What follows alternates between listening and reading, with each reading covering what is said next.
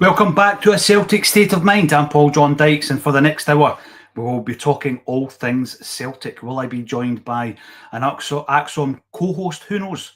If I am, great. If not, it's just us guys, everybody that's tuned in all week. And for the last 8 years, particularly on the live streams in the last 5 years, welcome to A Celtic State of Mind. This is your award-winning Celtic platform, and we will continue to put that content, that level and that standard of content out on a daily basis for you guys.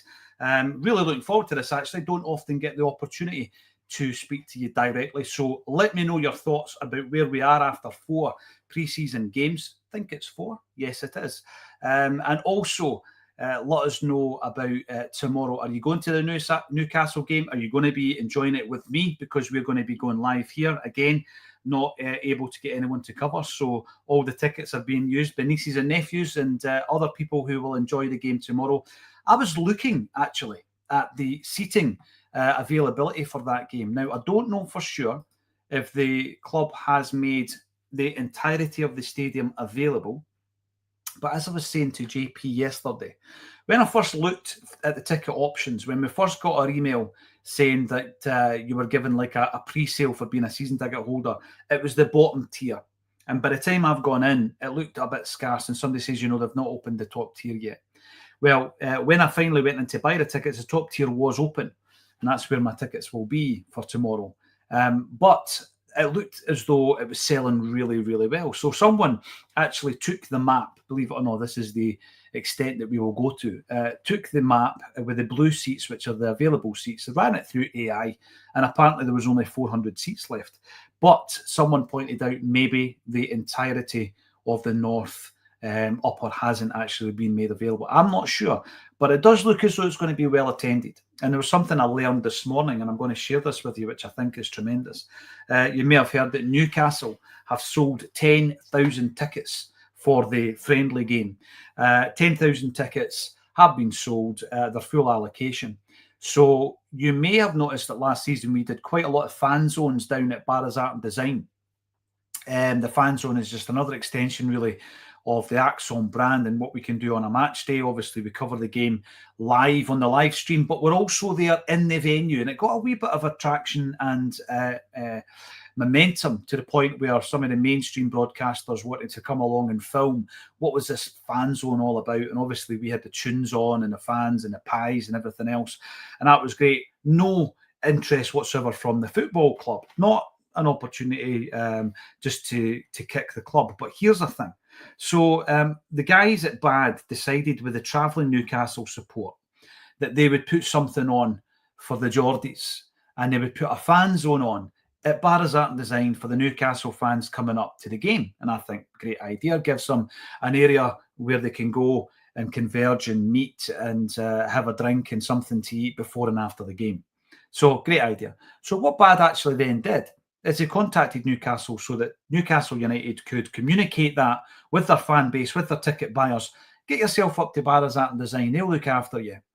So what Newcastle United did, as well as communicating it to their fan base, is, get this, they arranged to have a bar sent up to Barra's Art and Design. Not only that, they sent staff up to build the bar, right? So this is in the outside kind of garden area, if you know Barra's Art and Design. So, yeah, they sent the staff up to build and stock the bar so that when Newcastle fans turn up, there's a bar there for them as well. And I just thought, in terms of a level of engagement, that's levels, isn't it? We've done 10, maybe a dozen actually at Barra's Art and Design. Never heard a peep for the club. Newcastle come up and their club sends up a bar and bevy and guys to set it all up. I thought that was an outstanding gesture. So well done to Newcastle. And hopefully the fans enjoy a really competitive game of football, albeit it is a friendly. I hope that it is competitive as a friendly can be. There was a lot of arguments and discussions and debates around whether or not that ticket should have been on the season book. And I think it should, but it's now being normalised. And I'll tell you something, if we have sold even probably anything above 35, there'll be a figure where the Celtic board will feel that justification has been attained for their decision not to have it on the season book. I don't know what that figure will be, the break-even figure maybe, or once they go into profit on that particular day. But let's just say, and I don't think there's only 400 tickets available, let's say 40,000 plus at a friendly game against Newcastle.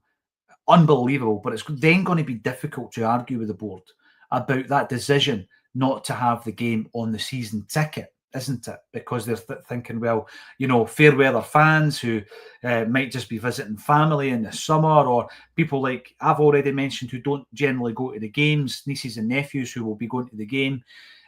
These people will turn up if you get a good enough opponent and it's the summer. And that's what they'll be thinking as well. So that's a really difficult one to balance. Let us know in the comments section what you think about it. I will be talking for another 55 minutes. So get your comments in. What do you think about the Newcastle game? Should it have been on the season ticket? What do you think of some of the links that we've been having over the last few days? Every day there's a new player being linked, and we are going to be leading with Louis Munteanu, who is the Romanian player who plays centre forward for Cluj, a club that we have faced a few times in recent history. I think most recently under Neil Lennon. I remember the away day over in Romania, actually, where we played Cluj. And when you're looking at that stature of player, you're looking at his age profile. He's 23 years of age. So the Celtic board will be looking at that strategy that we have, that model of bringing a player in, getting them onto the Champions League stage, and then making money from the eventual sale. He can play centre forward, he can play left, he can play right. And God knows we need players who can play left and on the right as well. He's had a loan spell away from his parent club in the past in Romania, so he has played some football in Italy as well. So kind of well travelled for his age, which is something I like about Nigren. We talk about that experience, the game time in his legs, whether or not he can play football outside of his his homeland. And I think it's a big test, obviously, coming to Celtic in that respect. So he has played in Italy and in Romania. He has got full international honours, having played at every level since under 16, and he's a goal scorer. He's absolutely a goal scorer. When you look at his goals for Cluj, he scored 26 and 43, as well as 3 assists as well. And you look at his previous clubs, and he is a goal scorer. And it's something that Brendan Rodgers has spoken about in relation to the loss of Kuhn and Kyogo. If you go back to January, and the amount of goals and assists that we've lost when they two guys have walked out the building. And I worked it out the other day, 52 goals and assists have been lost from the departures of Kuhn and Kyogo, and they've not been replaced. This is the point that we were making. So Kuhn himself, let's have a look, 36, Nicholas Kuhn last season, goals and assists from the right wing. Massive, and we've got to replace them, don't we? So Louis Munteanu is a player that it would appear on our radar. The information, the sources, the reports, etc., would suggest that Celtic have had a £6.9 million bid made already for this player, knocked back. How much are they looking for him? Well, the way that we could kind of approach this one, I hope, is not to lowball, because if you lowball and it takes you into the kind of latter stages of August and latter stages of the transfer window, you're in a situation again that we found ourselves in with Arnie Engels and Adam Ida. Insofar as, I don't know if you agree with this, but we may maybe pay over the odds for both players. We don't want to get into that situation. If this is the guy that Brendan Rodgers wants, if this is the Rodgers signing versus the club signing of Yamada, then go out and get him. It would be definitely my attitude towards this. We are interested in getting all your information, all your comments and opinions in on the show today. I'm going to start off, though, with a friend of mine, Stevie from St. Rochs. You will remember Stevie from A Celtic State of Mind over the years, and he will appear again in the future. There is absolutely no doubt about that. And Stevie got us involved, actually, in the St. Rochs centenary game. Got us involved in the centenary game a few years back, and it was an absolute honour to be involved in that. There is actually a plaque. It's a glass one, though, so you can't really see the full extent of it and how beautiful it is. Behind me on the shelving system here, a thank you from St. Rochs to A Celtic State of Mind for our involvement in that centenary game. And during that game, we had ex-Celts playing, obviously, for the Celtic select team. And what did we do? So we invited as many guys who were of that age who could still play. And it's quite difficult, actually, to get someone who is still fit. So our team was pretty decent. Some really good names in there. John Hughes played centre-half. Rudy Vata, Bobby Petta played. Davy Elliott was left-back. Joe Miller played the game as well. We had Tommy Johnston, Scott McDonald, Andy Payton. So a really good lineup, actually. Tosh McKinley, just off the top of my head. Paul Byrne. We had a really good side, and we had a few kind of celeb Celtic players as well. So James Allen out of Las Vegas played in the game, former professional himself. Saul Davis from James. And we were led out by the late, great John Clark. And I'll tell you something, what a memory that was. And I'm glad we did that, particularly now that John has left us as well. So it was unbelievable to see him speaking to and engaging with ex-Celtic players in the dressing room. And then at halftime, of course, Brendan Rodgers attended to manage the team. So he gave them their pep talk at halftime. They were 2-0 down at that point, and they pulled it back to 2 each. Jerry Taylor will kill me if I don't mention that he was a goalie as well for the Celtic select team on that particular day. An unbelievable experience for everybody involved. But there is another game being played on Sunday. This is a match programme for the game. It's going to be £2 for a programme. I think it's a £5 to get in. This is a big testimonial. It's a joint testimonial for two players, obviously, who have dedicated so many years and so much effort to the cause up at James McGrory Park. So this game will be played at James McGrory Park, and it's for Kieran Daw and for John Stack. The kickoff is at 1 p.m. It's Sunday, and as I say, it's one of the ones where you can pay. You go up to the stadium, it's a £5 to get in, and it's all about paying your respects to two guys who have put in the long yards at the coalface for the Rock, and the phenomenally named James McGrory Park. Everybody knows the links between James McGrory, St Roch's and Celtic, and there's a wee image of him as well. There you go, James McGrory. One of only a few players, actually, who has scored 40 or more goals in a season for Celtic, and he'd done it more than once. He used to just do it season on season, actually. The other players to have done this are Joe McBride and Bobby Lennox, Kenny Dalglish, Charlie Nicholas, Brian McClare, Chalky, Henrik Larsson, done it more than once, and Lee Griffiths. So there's not many players who have scored 40 or more goals in a season for Celtic, but the great James McGrory, James Edward McGrory, one of the players that you give them the full name, including the middle name, Daniel Fergus McGrain, James Edward McGrory, Charles Patrick Tully. He's one of these guys, and the stadium is named after the great James McGrory. So go along, and if you're not doing anything on Sunday and you fancy a game of football, and the Rock guys are great, they'll look after you up there as well. Let's get some of your comments in. What's your thoughts about the game? It actually brought back a memory. I'm going to be digressing throughout this show.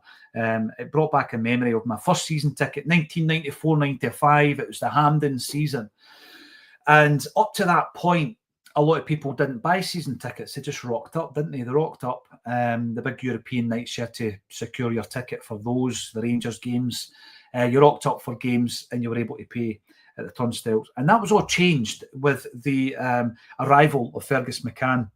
Fergus knew from obviously spending a lot of time in Canada and looking at Canadian sports that sports teams couldn't possibly figure out how much their budget was going to be for the season if they didn't know how many people were going to attend.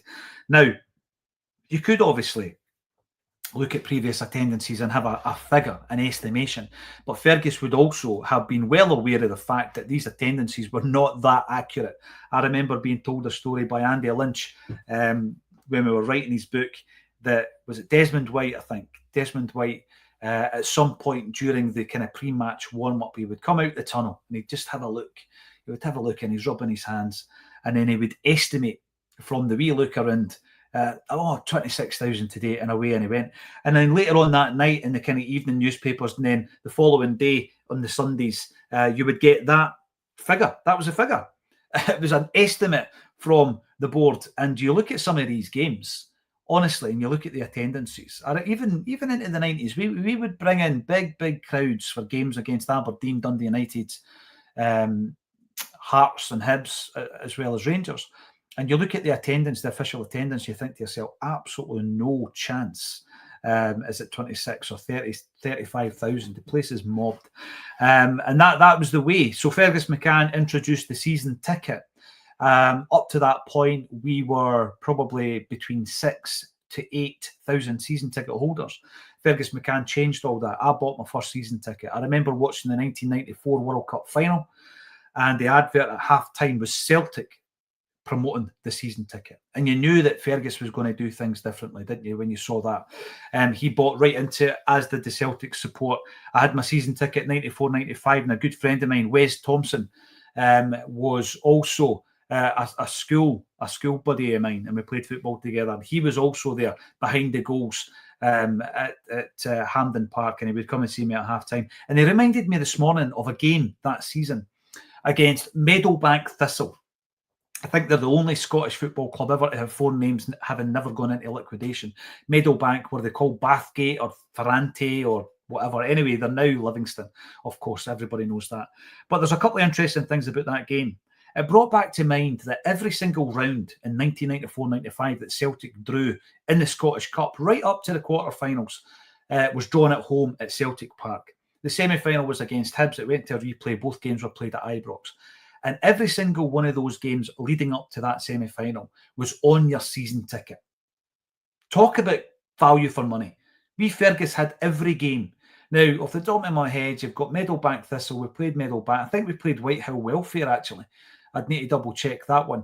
I think we've got 3 extra games. I'd need to look at it, but I'm pretty sure we've got 3 extra games. St Mirren. We played St Mirren in the Cup that year. I'm just doing this from memory. I will have a look at the wiki at some point. But all the games we got free on the season ticket, and that is gone. And this is linking into what's happening tomorrow. The other thing, let us know, actually. I'm going to go right into the live comments here. Let me know. There was somebody on the pitch that day, 1994-95. Not actually on the pitch. He was an unused substitute. There was a player, Celtic versus Meadowbank Thistle. There was a player in the squad, right, who went on to play for Celtic in a European final. Who was the player? Come on, let's get you in. Let's get you in. Whitehill Welfare was the following season. I remember Whitehill Welfare. The game we actually played at Easter Road, Mo Shislak, and we wore the lime green socks. Right, I'm going to bring that up just while you get your answers in. Celtic Wiki, brilliant resource, 1994-95. Who was it we played in the Scottish Cup run? I will get that and come back to you in a second. But in the meantime, let me know who was the player. Who was the player that was part of one of the matchday squads who went on to play in a European final? Celtic played. No, you're right. It wasn't Whitehill Welfare. That was in another season. And I think Simon Donnelly scored in that game. So thanks for correcting me. So Celtic played St Mirren. We beat them 2-0. We played Meadowbank Thistle. Kelly. I forgot about the Kelly game. We played Kilmarnock. So 3 games.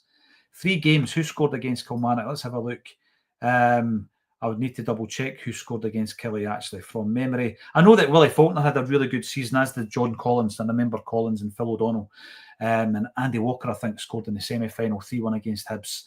And you're in Ibrox on a Wednesday night for the game. Having gone to the game at Ibrox on the 7th, we then had to go for the replay on the 11th, and the tickets arrived through the post.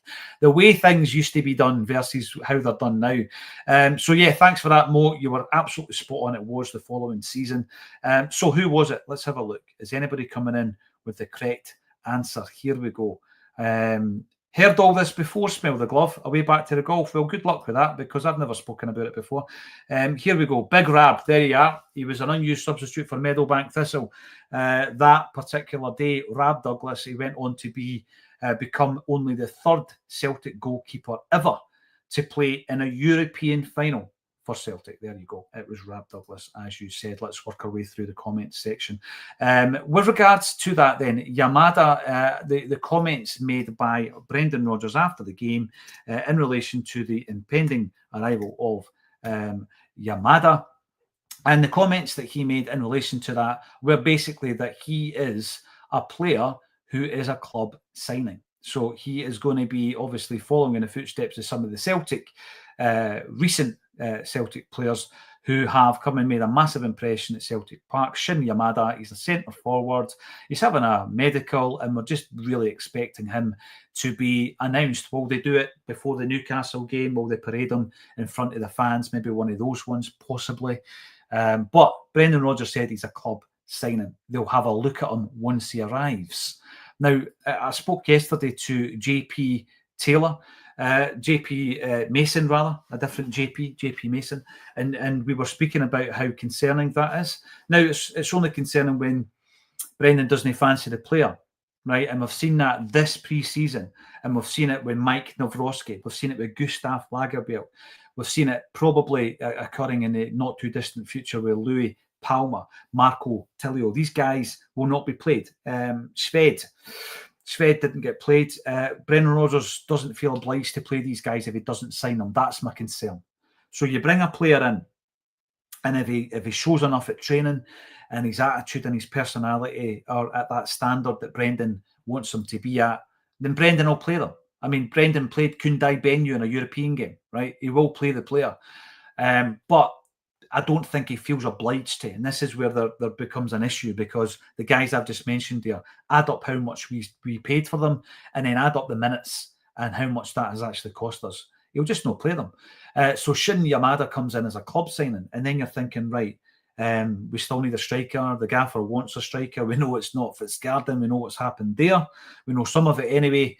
And we then look to Louis Munteanu. What do you think of this? 6.9 million has been knocked back from Cluj, and Celtic hopefully will go in with another bid. Joe Hamilton, thanks for joining us. You're on the YouTube. We're going to be working through your comments section a lot more than usual today, and it's about time we did. It's sometimes a good opportunity. We're 1,100 strong on a live stream. It's Friday. We've got a big game tomorrow. Big insofar as it's your first chance in the flesh to see people like Kieran Tierney lining up for Celtic. You might also see possibly the unveiling of Shin Yamada. You will see Benjamin Nigren. You might see Hayato Inamura as well making an appearance. And so it's about seeing the new faces as well. Joe Hamilton says, Hoopy Friday, troops. Liam's blog tells the story, must read. Right, so for anyone who's not started reading Liam Carrigan's blog, here's a wee update on that. Acsom, what do? We do live streams on a daily basis on a weekday, 12:30 for 1 hour. You're going to hear this, but it won't be alcohol. That is me just trying to stay hydrated whilst I talk non-stop for 1 hour, because it's not that easy to do that. So I'm obviously relying on you guys to support me, and support me you will. I know that you will, because there you go. Ian Roy is supporting the channel. Thank you very much for that as well. So basically, as well as the content that you watch every single day, there's a lot more going on in the world of a Celtic state of mind. We have a very regular and consistent blog by Liam. Liam, as you know, is a Celtic fan who trained as a journalist before moving over to Japan and making a new life for himself over there as a teacher. So he was teaching English, and his contract was very short notice ended fairly recently, and we were able to say to Liam, well, you know, the Celtic, the Acsom blog, it is available for you to get stuck into. And obviously the two options that we had at that point is either we put it behind a paywall, which a lot of people do, or we put ad revenue on it. I don't want to ask anybody to pay for anything unless it's a product that you receive or an event that you attend, because at that point there's massive overheads, and obviously buying a ticket or buying merchandise, etc., is something that a lot of people are prepared to do. But in terms of content, we try and keep every single bit of that free. So Liam agreed we'll go ad revenue down that route, and Liam now updates that blog on a daily basis. The link is always under this video. Go and support Liam, and go and support his blog by giving it a read. As Joe says, it is a must read. It's absolutely a must read. And with his experience of journalism, he worked in journalism, in Scottish journalism, before he went over to Japan. He knows the inner workings, the machinations of that, the attitudes, the culture, etc. And he doesn't miss. Let's just say, if there's a story running, an anti-Celtic story, Liam will not miss when he discusses that in the blog. He will also be discussing everything else from players to kits and any other opinions that he may have. Go and check it out. Also, the other thing that we do, and we do a lot of our live events, because I think after a period we didn't jump on a Celtic content bandwagon. We wanted to build a community, and we've done that over a period of time. And then it's great to get some of that community together. And we do that on a regular basis in Glasgow, and sometimes on a less regular basis, we do it further afield. So we've been in Belfast and Dunoon over the last 12 months, and we are planning to be in Madrid very soon.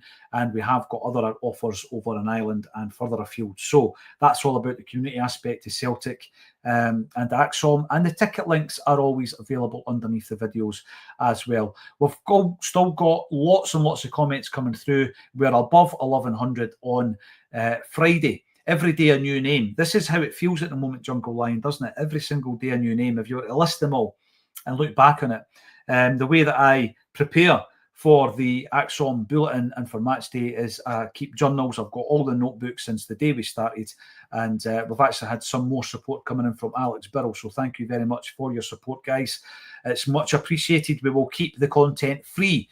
So anything that you support us with, either visiting the blog, purchasing merchandise, coming to see us at the live events, it's all appreciated. And every single time you view, if you give us a thumbs up and all that kind of stuff, that all helps as well. We have been linked to so many goalkeepers last season. I think we wrote a blog on it, and there were 17 names that had been linked with Celtic. Now, the big thing about that, the point that Jungle Line brings up, is you've got to then separate the tittle-tattle, the gossip, the speculation from the stuff that's coming from a good source. And you learn to trust various sources. Now, the story of our new target, the centre forward, who looks every inch, the type of player or the quality that Brendan Rodgers continually goes on about, that he will be looking for. The source is Romanian, a Romanian newspaper. So that has come directly out of his home country.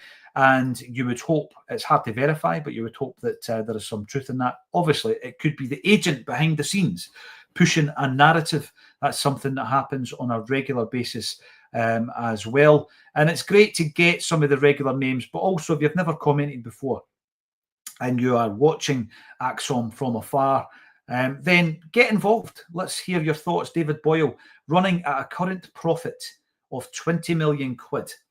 Yet the lack of urgency and replacements is worrying. Celtic need to get the finger out. See the thing, David, I share these frustrations. I absolutely do. And every day coming on to the show, what I try to do is temper the frustrations, temper some enthusiasm when that happens as well, to the point where you try and give those in charge of the proceedings in terms of recruitment, you try and give them as much time, as much credit as possible. And then it gets to that point where it does get to the squeaky bum time. Now, I've been saying throughout the summer that last season we spent big money. We absolutely brought in huge amounts of money, but we spent big money. But we did leave it late. We did leave it late. And that's my concern at the moment, because last season we didn't have Champions League qualifiers, so we don't have the blanket, if you like, of leaving it late. And that really is the concern for me in relation to the qualifiers. And these things we will have to get used to, because it's going to be a while before we don't have to play a qualifier again. There's no guarantee that we won't. So the draw for Celtic's Champions League playoff is on Monday, the 4th of August. We'll probably do that live. I don't know what time actually the draw is at.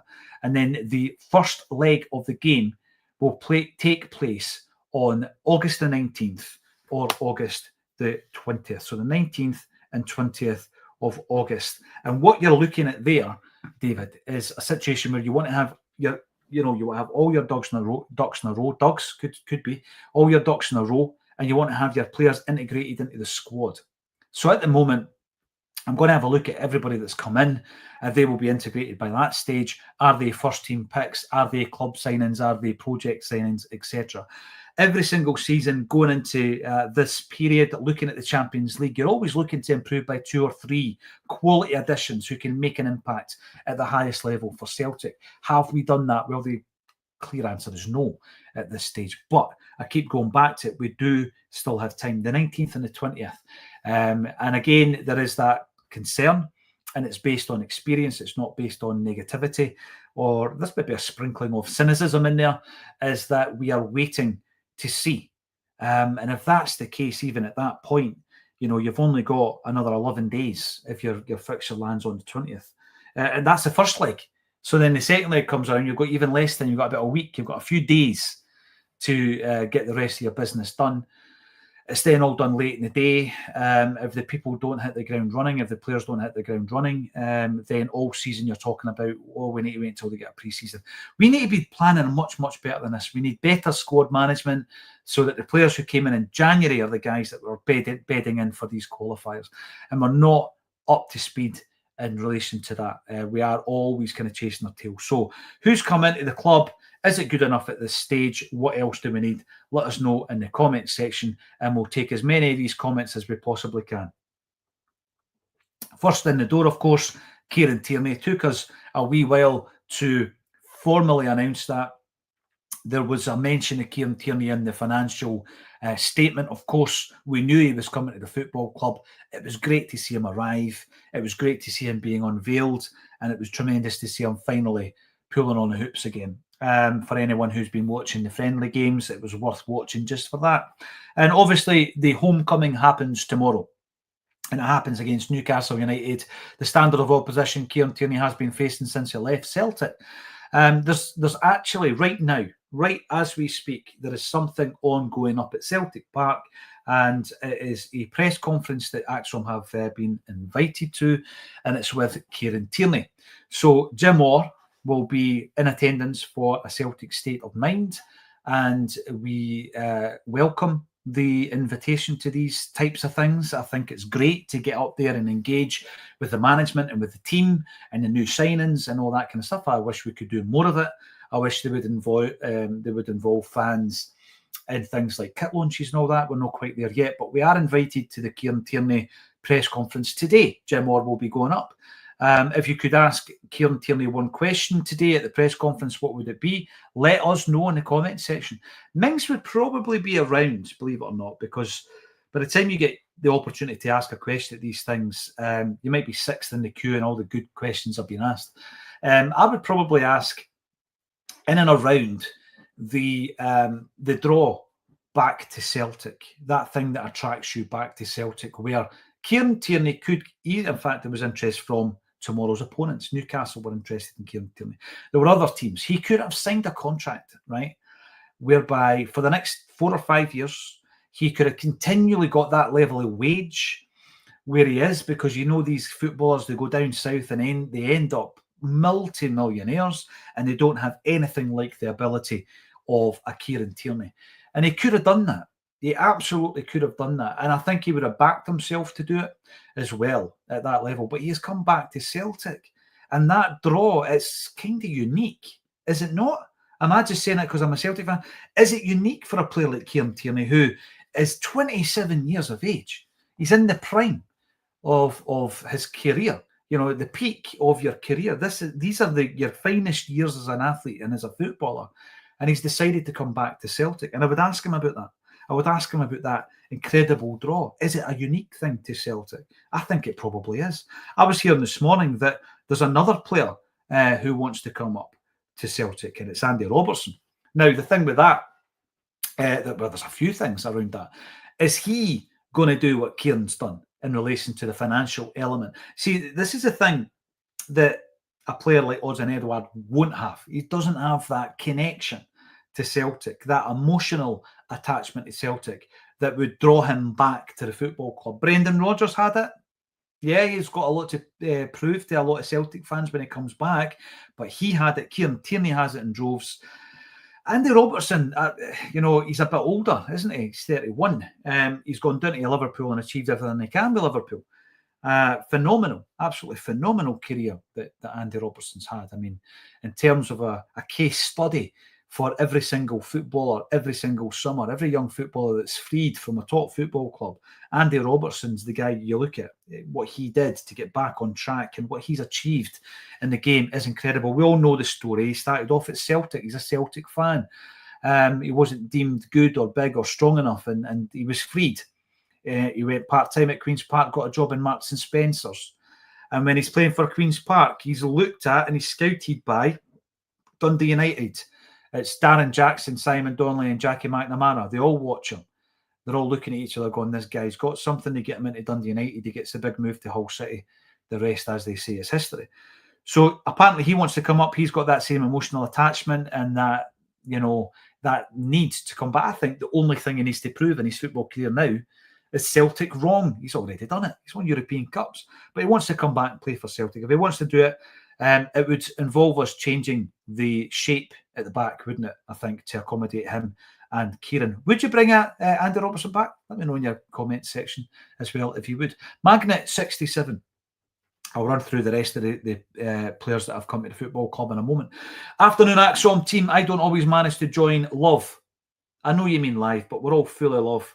Magnet67, but I always watch back, and that's appreciated as well, mate. And I do see your comments coming through, so thank you for that. He looks a good player. We are, of course, talking about our latest target, the centre forward, who we may or may not be interested in increasing the bid of £6.9 million for, Lewis Munteanu, coming in from Cluj, a team that we have played a few times in the past. But I'll believe it when I see it with our risk-averse board. Yeah. It is one of the ones, isn't it? It's a name that came out of nowhere. Ambrosino's a name that has been mentioned in dispatches. Yamada is on his way. He may be unveiled tomorrow. I've shared my Sviatchenko being unveiled story. For anyone who hasn't heard it, let me know, and I can share it with you. But it was quite interesting as well when he was unveiled at Celtic Park. We've also got Tony Ratton saying it's ridiculous from the board in relation to the amount that we are running in profit at the moment, just on the transfer. So Kieran Tierney's came in from Arsenal. Obviously, we know that in relation to the wage structure and everything else, how we had to fashion that deal. Kieran will be up at Celtic Park today. What would you ask him? What question would you ask him?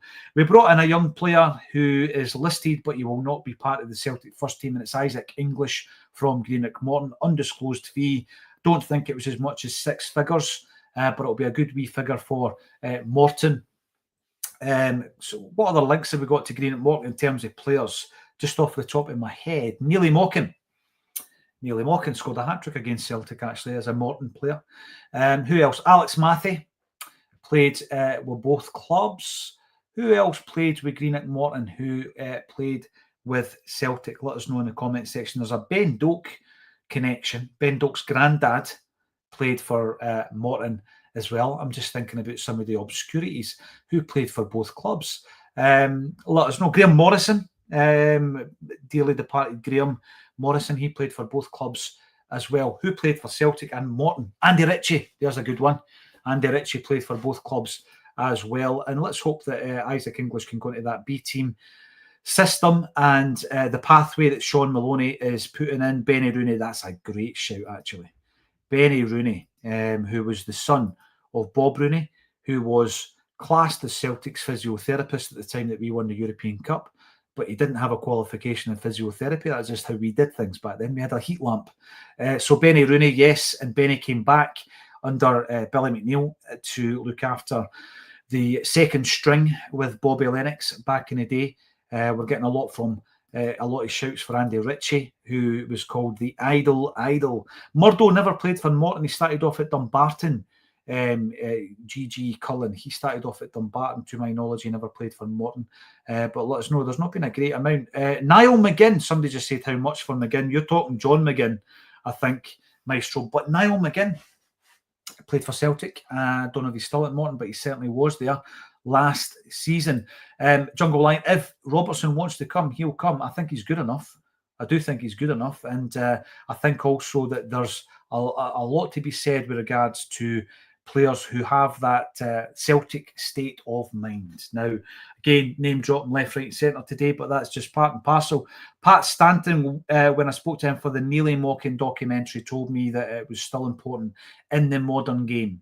No matter what the changes are in the modern game, it is still important to have Celtic-minded players in the Celtic team, just as it's important to have Hibs-minded players in the Hibs team. And he spoke about that at the time, and I absolutely 100% agree with that. So Isaac English, he'll go right into the academy system and hopefully develop in there. Ross Doohan has come back. And he's come back as a third-choice goalkeeper to replace Scott Bain. He gives you the homegrown quota. The club obviously knows all about Ross Doohan because he was developed by Celtic and he's been brought back by the football club. How much game time will he get? Probably not much. Then we've got Benjamin Nygren. £1.7 million is supposedly the fee that we paid for him. He's a Swedish international, and I'm only basing this, like everybody else, prior to coming to Celtic, you're looking at his data, you're looking at his show reels, everything you can get. You're trying to digest that, figure out where he's going to play. Thought for a moment, he was going to be playing as a right winger, and he was a replacement for Kuhn. It looks like he's going to be deployed more as a creative midfield player, and creative he certainly is. Very, very strong runner, and I like his aggression. I said that the other day. I do like his aggression.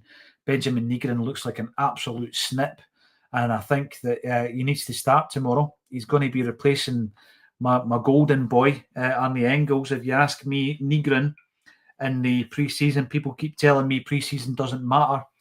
I disagree. I think that you can turn a gaffer's head, and in a good way or a bad way, actually, because, when you look at Brendan Rodgers when he first comes in, Rio Atati wasn't a first pick, and that's based on, obviously, what he has seen and what he's experienced in that pre-season. And he wasn't a first pick, and he had to prove Brendan wrong, and I think he has proved Brendan wrong. And I want that vintage Rio campaign this season. He looks lean, doesn't he? And he looks like he means business. I think that you get a different dynamic if you bring Nygren in, because what you've then got are two creative midfield players. You're playing Nygren in the right-hand side role that Engels has been playing, and you've got Rio Atati in the left role, and they're both game changers. We know that. They're match winners. So that'll be interesting if both of them start with Callum McGregor playing his usual defensive midfield role. Callum Osmond, again, speaking to the scout who I have spoken about before, who spent a lot of time looking at Premier League 2 down in England and raves about the level of player down there, and the fact that the level that they've got at that age compared to the level we've got is night and day. Callum Osmond, we've flipped the tables a wee bit insofar as we've actually gone down there and taken one of their promising youngsters from Fulham and we've brought him up. I can only base my opinion, as I say, on what I've seen. And from what I've seen in the friendly games, for me, he's a backup player. He's a guy who is vying with Johnny Kenny for the third choice striker role. And by the way, I've already said I think Johnny Kenny has played really well, in particular in the last game against Sporting Lisbon. He played a part in both goals. He wins the penalty. He sets up the second goal. Strong running, didn't give up, ran himself into the ground. So Johnny Kenny for me is I say third choice because I expect us to buy somebody, and it could be our current target, who we're talking about today, who will be vying for the first team jersey with Adamida. And then you've got Johnny Kenny and Callum Osmond who are fighting for the third choice. Whoever is deemed to be the third choice stays at the club, and the other one is either sold or loaned out. You're not going to sell Callum Osmond. So if Johnny Kenny's the third choice, he'll probably leave the building. But Callum Osmond, if he's the guy who isn't the choice, then he will be loaned out. I would expect to get him game time. Will he go to one of the cooperation clubs, maybe in Scotland or elsewhere? Admira Wacker and Ayr United, it would appear, will be that other club as well. And we need more of that as well. Magnet 67, you're back in. I'm just working through these chronologically as they come in. I was very impressed with Nygren against Sporting Lisbon. So was I. And again, you try not to get too excited, especially when you're talking about it on here. I remember the transfer window when we were going for the 10 looked brilliant. How did that work out? We're buying strikers from English Premiership teams for £5 million. We were bringing in Shane Duffy. We were buying Greek international goalies for a £5 million fees, and AC Milan left backs on loan. It all looked glorious, but it wasn't. So you try your best not to get too excited about it. Tony Ratton, hail from a warm Sunderland. Do you ever go to the Stadium of Light? Is that what they call it? Stadium of Light? Do you ever go there? Let us know if you do. I've got pals who have got a shop just across from there. I love Supreme, and they look after all the Celtic, the Acsom merchandise, which we have behind us here. There you go. That's the most popular T-shirt that we've launched recently, and that's the when we were going for the real World Club honour, which was real because it was the European champions against the South American champions at that time. And we played the Racing Club Santander, was it not Santander? Buenos Aires, Racing Club of Buenos Aires. And 3 games, we had to play them in a playoff. And obviously, it was the night that football died of shame. That was the headline in the newspaper. But that was the real Football World Club Championship, played between the European champions and the South American champions, and they beat us, but we should never have played that third game. How much does Tisdale earn? Good question. Loads of money, hundreds of money, I think Patrick McGilt would say, Joe. And you know what? He might be doing a fantastic job. We just don't know about it. There's lots happening behind the scenes that we don't know about because the engagement's not there. Every time I say that, people say to me, do you expect the club to tell you everything? Absolutely not. But I tell you something. In terms of Paul Tisdale coming to the football club, that's a huge role that he's got. Massive role. He did the fans forum thing that we found out about after the event. We tracked someone down who was there, who passed us their notes. So we got an idea of what was discussed. A lot of it's what we are guessing about on shows like this, on Acsom. So it was really interesting. And I think that a presentation like that, even as a video, you know, as content, put it on the channel, put it on Celtic TV, let us see what the plans are. Something is happening. We know something is happening, right? So we've got us plucking young players from the English football system, like what they do with us, but we've reversed that. Who was responsible for it? Was it David Pleat? Is that the kind of work he's doing down south as the English scout? Let us know. It would be interesting to know what his role is. There's lots happening because once I get to the departures from Celtic Park, you'll see that we are allowing a lot of the kind of guys that are hanging around the B team. We're letting them go. We're freeing them. We're selling them to clubs for undisclosed fees. There's also something happening. I don't know what. I don't know what the end game is with the women's team. There's lots and lots of players leaving the club.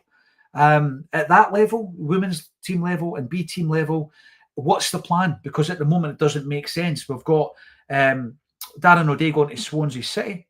Might get an opportunity to meet Snoop Dogg down there. He goes to Swansea City, and we replace him with Sean Maloney. For all intents and purposes, Sean Maloney's overqualified for that job. Something is happening. We don't know what it is. We can't join it all up. Then you look at the development at Barrowfield. Nobody's talking about it. £20 million development so that we can develop young players, so that we can develop our women's team. So there's lots of things happening, and we can see that, but we can't join the dots up until the club confirms. So yeah, it would be great for us to find out exactly what he does. He won't tell us his wage, and that's fair enough. That's his business. But it would be great to know what his role is and what everything is that's happening in the background. I've mentioned Callum Osmond, right? He gets his team Fulham will get the compensation fee, which I think was 300 grand. Between English and Scottish clubs, I'd need to double check. It might be slightly more, maybe 500 grand actually. I know that between Celtic losing players, we get 300 grand there or thereabouts. We got it for Rocco. We got compensation for Vata and for Kelly as well. And then the other one who, I'm going to throw this out there because this is an interesting one as well. Hayato Inamura, who comes in as a left centre back. He's been deployed as a left back.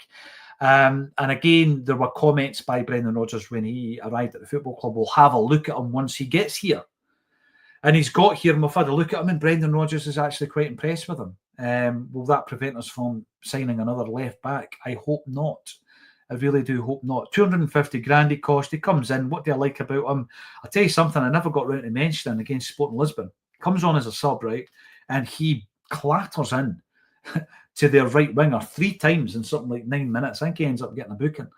And at first I'm thinking to myself, oh, he's miles off it. You know, it's really clumsy. But then I'm looking at him and I'm thinking he's doing it on purpose. It's one of the ones, let the right winger know that he's in a game. It's one of the ones. You remember the Barry Robson versus Christian Daly, putting down your marker. It felt a wee bit like that. Maybe I'm giving him too much credit. Maybe he was being clumsy. But he comes in, and in the games that he's played, what I like about Inamura, on the front foot, again, people say, what is that? Is that some kind of cliched nonsense? No, the way that I understand being on the front foot these days as a defender, compare the way Inamura collects the ball to the way Stephen Welsh collects the ball, right? every time Stephen Welsh collects the ball, he rolls his right foot, not every time, but a lot of the time, it comes to his left, and instead of playing that first-time ball, dynamic, transition from defence to attack, he rolls his right boot right over the ball. So from the outside of his boot, he rolls it right over, and in doing so, he turns, and then he looks up, and the shoulders are straight back, and he looks up for a pass. By that time, Inamura's passed the ball. He's already passed it. He passes it with his first touch. He's on the front foot all the time. And that's what I mean by the Stephen Welsh versus Inamura in terms of, or even Greg Taylor. Greg Taylor, I would need to ask Alan Morrison his stats. Greg Taylor, the amount of backwards passes, Inamura's looking for the forward pass and quick. 1 or 2 touches and he's away. I really like that about him. And I think that's what Brendan Rodgers likes about him as well. Not that he's said exactly, but I think that, for me, is a massive plus point, not only on some of his fellow defenders who are still there, but on the guy that he might be replacing, Greg Taylor. Here we go. We've got on a permo. What is on a permo? Let me know what that means. Celtic are bringing players in just because it's not on your watch doesn't mean it's not happening. Absolutely. There's this thing that has become more of an online thing where people think they're in the know, or people are accused of thinking they're in the know. Now and again, we get information from scouts. We sometimes get information from, not scouts at Celtic, by the way, other scouts. We get information from agents. Agents give us a lot of information. And the big thing with that is they're doing it deliberately. They only give you information if they want you to talk about it. They don't want you to tell anybody who gave them the info, but they want the story to be out there. Absolutely, that happens all the time. But we don't claim to be in the know. And there's some very, very good journalists out there who I think are very credible sources. And if they break a story, it's not because they've got a bat phone to Peter Lawwell, as is often the case suggested when Stephen McGowan breaks a great story. It's just that they're very good at their job. Stephen McGowan's one of them. Anthony Joseph is another one. And they've built up a network of people who they trust, and they're getting information from people all the time. So if you can imagine a Celtic podcaster getting information, can you imagine the level of information that people who are working in the mainstream and working for a platform like Sky Sports are getting? People are feeding them information all the time. And the difference is what Steve McGowan will do and what Anthony Joseph will do is they'll go and make sure that it's a credible source, and then they'll break the story. So I think that when you see that online, they two guys, trust them implicitly. Absolutely. Information we get, a lot of the time we don't share it. We don't share it because we don't want to let the cat out of the bag, or we're asked not to. And it's basically a need-to-know basis, and sometimes you're dying to say stuff. And the one example, we were given information, we never shared it, and we were criticised for it. We were told Brendan Rodgers was on his way to Leicester about a month before it happened, and we never spoke about it. Kevin Graham and I didn't speak about it.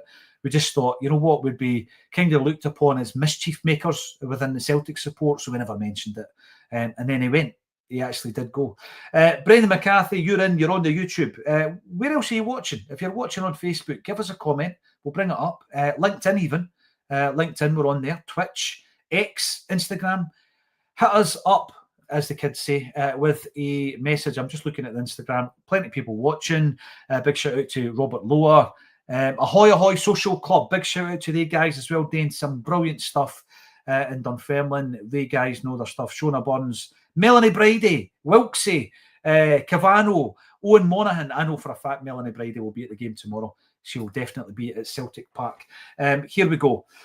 Get the comments in. What do you think of our transfer window so far? We're not throwing out the toys out the pram. We're not throwing the baby out with the bathwater. All the cliches of the day.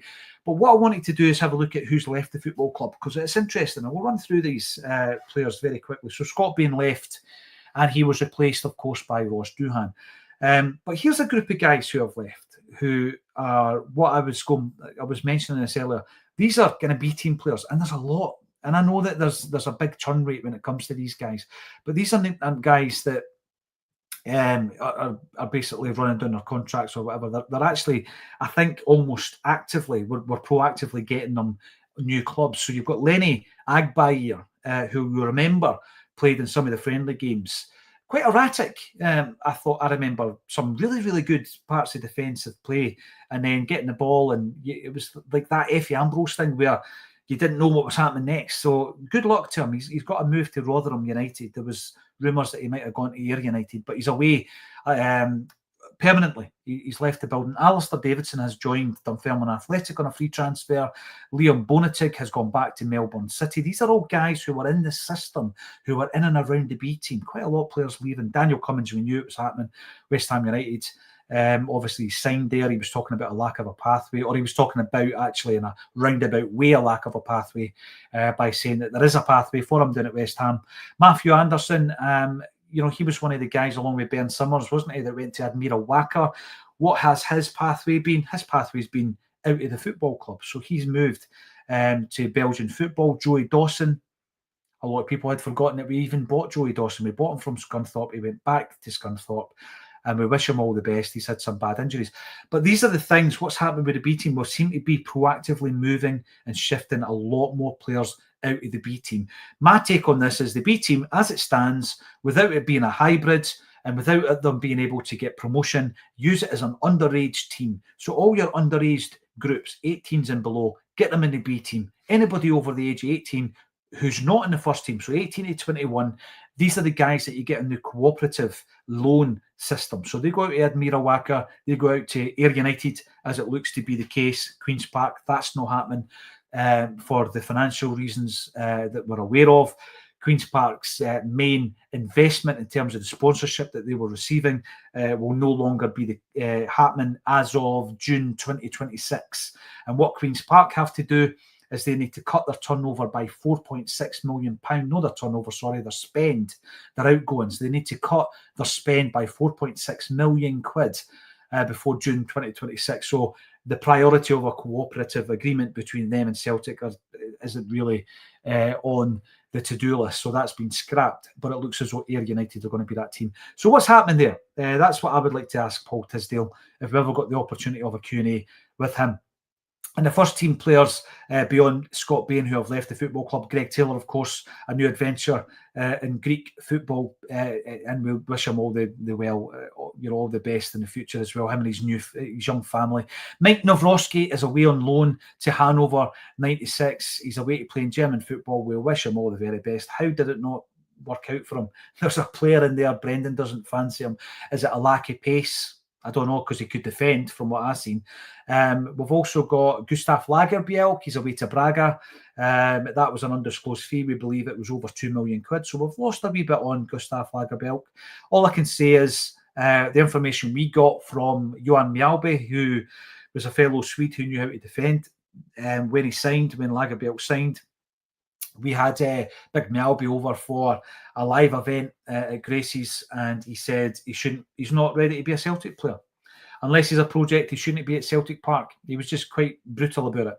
And obviously he's no longer here. Nicholas Kuhn's a big one, isn't he? He has left for a fee to believed to be £16 million to the ambitious free spending Como, a team who we might face after our friendly against Ajax, and they may also have another ex-Celt in the side in Alex Bailly, the lesser seen left back. Keep your comments coming in. We've got a few minutes to go. Are you going to the game? Let us know if you are doing well, you say, James Kennedy, on the show yourself. Well, I've got to say, right, there was a video on our channel, James, and the video was Jim Orr. Now, Jim Orr is a multi-talented guy. I never tire of hearing his thoughts on Celtic. But as you'll know, if you've watched Acsom for any length of time, Jim Orr was involved in setting up a group called Save Our Celts. Save Our Celts were the prelude to Celts for Change. And there's some brilliant footage, actually, that we're going to be sharing next week on the first get-together rally at Shettleston Hall. We're going to be sharing that next week on the channel. There's interviews with Joe Beltrami. There's interviews with Willie Wilson, who was part of the Celts, Save Our Celts group. Jerry Dunbar's in there, says a speech. We've got Brian Dempsey. There's an interview and an incredible speech by Brian Dempsey. At the top table, a lot of you guys might have been there. At the top table were people like Jim Craig, and also the Tom Grant was there as well. Jimmy Farrell was there. So it's an incredible insight. It's archive material. It's an hour long. I'm going to do a wee voice over it. Anyway, my point is this. On the channel, Jim Orr did what I'm doing now, I think for about half an hour or longer, on the Save Our Celts, and he never missed a beat. James, unbelievable orator. So go and get him checked out. Absolutely tremendous. And I've got to say as well, Celtic World Order are commenting on the channel today. Big shout out to Steve-O in your recovery. I hope you're doing well, and it will be great when you can come back on to the show and bring your pals as well. I'm going to bring this up. Let's have a wee look at this. You're talking to Kaiser, someone who you will recognise on the comment section. But Kaiser, we've seen him quite a lot actually at the live events. So always good to get a catch up with you, mate. It's been a while. And the Celtic World Order podcast says it all the time. There's plenty of amazing fan content out there. Everyone should check it out, support it, and get involved. Can't understand who would want to divide. Yeah, that's the thing. I always feel, going back to that Save Our Celts thing I was talking about, I always feel that Celtic supporters have been brilliant when it comes to fan media, always. So I know that Not The View wasn't the first Celtic fanzine. There were fanzines before that. The Celt, for example, was a long-standing fanzine as well. But Not The View, for me, was my introduction to Celtic fanzines. And I was introduced to the Not The View by my school friend, Kevin Causer, who also told me at the time at Sacred Heart in Pennycook that I wasn't a real Celtic fan on day one he meeting me until I could recite the Lisbon Lions team. And I've said this before, I went home that night and I learned it, and it rolls off the tongue like the alphabet. And that's all thanks to Kevin Causer. But he also gave me issue number 12, I think it was, of Not The View. And I remember taking it home and thinking, what is this? This is brilliant.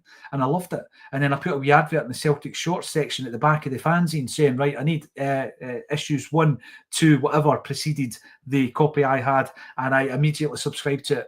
And that was me. I was hooked. But my point is, Celtic fans have always made brilliant media.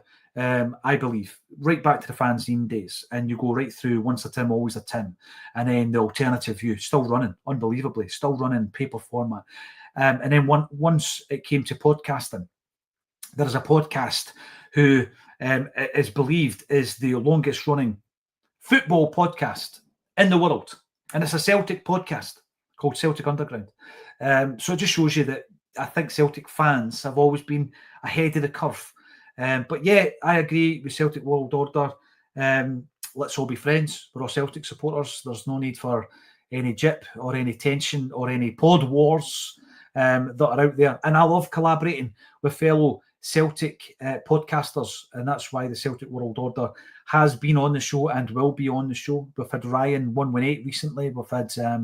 obviously, Quinny appears on a regular basis on Acsom, also appears in Celts Are Here. We've got the Celtic Down Under boys who come on. We've got Alan Morrison, Celtic by Numbers as well, or the Huddle Breakdown. We've had a lot of guests, and long may that continue. And if you are a podcaster out there and you want to come on to Acsom and join us on This Is Acsom, then why not do it? Because every Friday night we do have the fully produced video content for an hour, and that fully produced video content tonight is Jim Orr and Phil Differ. It's just a round table tonight. It's a round table. The three guys chewing the fat. We're all Celtic dads, the three of us. Can't help it. We're all Celtic dads. If you can talk fanzines back in the day, you are a Celtic dad. That's what it is, right? And we talk about that. We also talk about recruitment this season and how we wish that Brendan would have more of a say in the signings. Or do we? Is there a cautionary tale? Has he got a good record of signing players? As I've said before, my main concern is if he doesn't fancy you and he's no signed you, he doesn't feel as though there's an obligation to play you, and you will be kicking your heels, a la Marvin Compere. Remember him? So thanks everybody for getting involved. Yes, it has been over an hour.